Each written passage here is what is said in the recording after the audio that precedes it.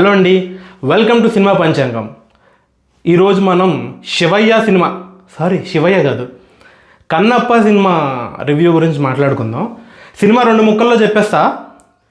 First half మొత్తం interval ఎప్పుడు వస్తుందా అని వెయిట్ చేస్తాం. సెకండ్ హాఫ్ మొత్తం ప్రభాస్ ఎప్పుడు వస్తాడా అని వెయిట్ చేస్తాం.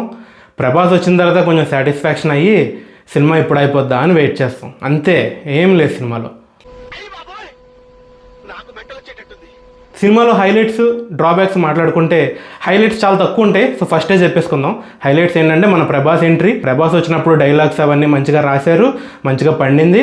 కాకపోతే దాంట్లో కూడా మన నెగిటివ్స్ ఉన్నాయి, తర్వాత మాట్లాడుకుందాం. ఇంకొక కొంచెం హైలైట్ ఏంటంటే క్లైమాక్స్ కన్నప్ప సినిమా చూపించారు.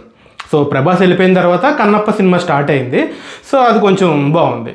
మరి ప్రభాస్ రాకముందు ఏం సినిమా చూసాను అంటే తిన్నాడు, తినలేదు, ఇవే సినిమా మొత్తం. మంచు ఫ్యామిలీ మొత్తం ఉన్నారు. మంచు విష్ణు గారి కొడుకులు, కూతుర్లు, మోహన్ బాబు గారు అందరూ ఉన్నారు. వాళ్ళ యాక్సెంట్ కూడా భలే ఉంటుంది తెలుసా, ఇంగ్లీష్. స్టార్టింగే మన మంచు విష్ణు గారి కూతురులతో సాంగ్ వస్తుంది, కాళహస్తి గాదా అని చెప్పి. అరే ఆ ఇంగ్లీష్ యాక్సెంట్ ఏంటి? తర్వాత కొడుకు వచ్చాడు, చిన్న బాబు, ఇది రాయి ఒట్టి రాయి ఒట్టి రాయి. అరే ఏంది ఆ యాక్సెంట్ ఏంటన్నా? తెలుగు సినిమా చూస్తున్నామా, ఇంగ్లీష్ సినిమా చూస్తున్నామా? ఆ లొకేషన్స్ ఏంటి అసలు? ఫస్ట్ అన్నిటికన్నా దరిద్రం ఏంటి తెలుసా సినిమాలో? లొకేషన్స్. స్విట్జర్లాండ్ లోయల్లాగా న్యూజిలాండ్లో వెళ్ళి సంథింగ్ లోవల్ తీసుకొచ్చి మొత్తం గ్రీన్ గ్రీన్ గ్రీన్ పచ్చకాయలు వచ్చేస్తాయి మనకి చూసి. ఆ గ్రీన్ కలర్లో అక్కడక్కడ గుడిసెలు వేసారు, చిన్న చిన్న గుడిసెలు వేసి ఆ గుడిసెల్లో వీళ్ళందరూ ఉంటారంట. ఇంకా ఆర్ట్ వర్క్ ఏం లేదు, మొత్తం గ్రీను, వెనక కొండలు, గ్రాఫిక్స్లో అక్కడక్కడ జలపాతాలు, అక్కడక్కడ అడవి, గుడిసెలు, అంతే. ఇది మనం అప్పుడు జరిగిందని మనం ఊహించుకోవాలి. మనకు ఫీల్ తెప్పిరు. పాపం తప్పు లేదు, డైరెక్టర్ తప్పేం లేదు. ముఖేష్ కుమార్ సింగ్ అని సీరియల్ తీసుకునే అతను, హిందీలో సీరియల్ తీస్తూ ఉంటాడు. ఆయన తీసుకొచ్చి ఒక ఇన్ని కోట్ల బడ్జెట్, ప్రభాస్ని కూడా డైరెక్ట్ చేయంటే ఏం చేస్తాడు ఆయన? సీరియల్ లాగా తీసాడు. మీరు సినిమా చూస్తే మీకు ట్రైలర్లోనే అర్థమైపోతుంది. అక్షయ్ కుమార్, కాజల్ శివపార్వతుల్లో కూర్చుంటారు కదా, మన టీవీలో వస్తుంది కదా, మనకి సీరియల్స్లో వస్తుంది, రామాయణం, మహాభారతం, అవే మళ్ళీ సినిమాలో పెట్టి బిగ్ స్క్రీన్ మీద చూపించారు. డ్రాగింగ్ ఉంటుందండి సినిమాలో, డ్రాగింగ్ సావగొట్టుడే. ఇంకా అసలు మనం భక్తి సినిమా చూద్దామని వెళ్ళాం, సరే ఏదో ట్రైలర్ చూస్తే కొంచెం క్లారిటీ వచ్చింది, ఇది భక్తి సినిమా కన్నా కొంచెం ఏదో రక్తి సినిమా ఎక్కువైందని. యాజ్ ఇట్ ఈస్ అదే చూపించారు. 2 సాంగ్స్ అండి హీరోయిన్ పెట్టి, సినిమా అంతా రొమాన్సే, ఫైట్స్ రొమాన్స్. ఎప్పుడు సినిమా స్టార్ట్ అయిందంటే ప్రభాస్ వచ్చి జ్ఞానోదయం చేసిన తర్వాత ఈయన శివయ్య అన్న తర్వాత అప్పుడు స్టార్ట్ అయింది. మర్చిపోయింది, శివయ్య డైలాగ్ లేదు, తీస్తారు. ట్రాలింగ్ అయిందో ఏమో తెలియదు, లేదా ఎక్కడ తీస్తారు డైలాగ్. అందరూ సినిమా ప్రభాస్ కోసం వెయిట్ చేస్తే నేను ఆ శివయ్య డైలాగ్ కోసం వెయిట్ చేశాను, కానీ లేదు. నెక్స్ట్ వచ్చేసి హీరోయిన్ ప్రీతి ముకుందన్. ఓకే, పర్లేదు. సినిమాలో యాక్ట్ చేసింది ఒక్కలేనండి. యాక్ట్ చేసింది ఎవరంటే మోహన్ బాబు గారే. మోహన్ బాబు మాత్రమే యాక్ట్ చేశారు. విష్ణు క్లైమాక్స్లో కొంచెం యాక్ట్ చేశాడు. హీరోయిన్ కొంచెం మాదిరిగా చేసింది.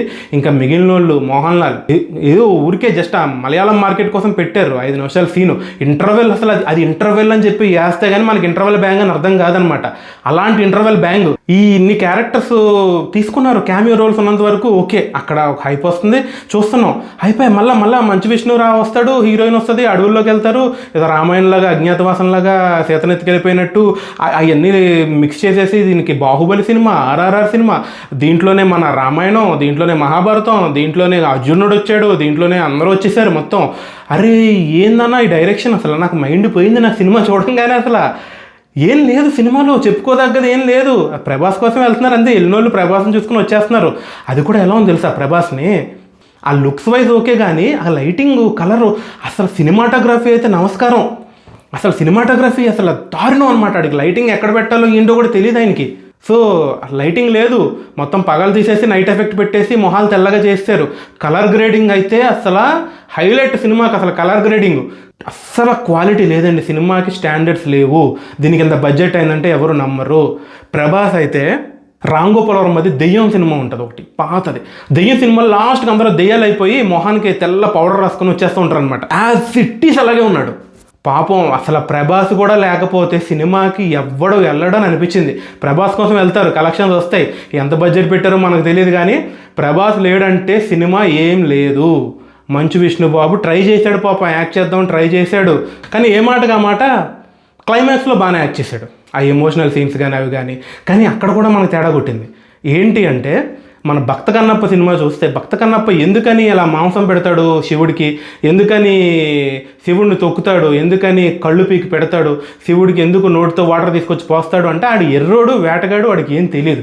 కానీ నువ్వేం చూపించావు సినిమాలో, నేను తోపు తురుము తిన్నాడు మాట ఇచ్చాడు ఇన్ని చూపించినోడివి సడన్గా ఎర్రోడు అయిపోయిందన్న లాస్ట్కి వెళ్ళేసరికి. అంటే సినిమా డిమాండ్ చేసిందన్న ఆ క్యారెక్టర్, భక్త కన్నప్ప క్యారెక్టర్ అక్కడ గుర్తొచ్చింది మనకి. సినిమా అంతా చూపించేసి ఆ రొమాంటిక్ సాంగ్స్ కూడా చాలా ఆక్వర్డ్గా ఉంటాయి, అసలు చూడలేము ఫ్యామిలీతో, అట్లా చాలా ఆక్వర్డ్గా తీశారు.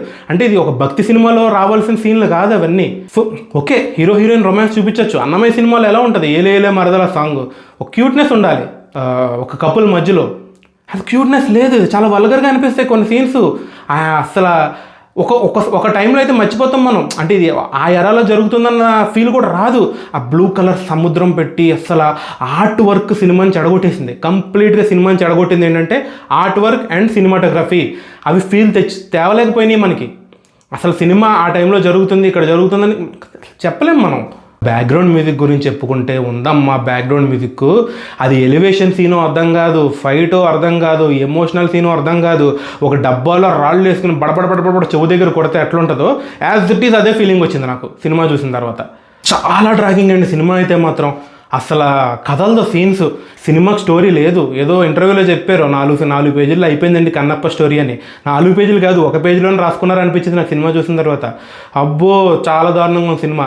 వెళ్ళాలనుకుంటే ప్రభాస్ని చూడడానికి వెళ్ళాలనుకుంటే సినిమా ఇంటర్వెల్ అయిపోయిన తర్వాత లాస్ట్లో ప్రభాస్ సీన్ ఒక అరగంట తర్వాత ఎప్పుడో వస్తుంది, వెళ్ళి చూసి వచ్చేయండి. లాస్ట్ అరగంట తప్ప సినిమా ఏం లేదు.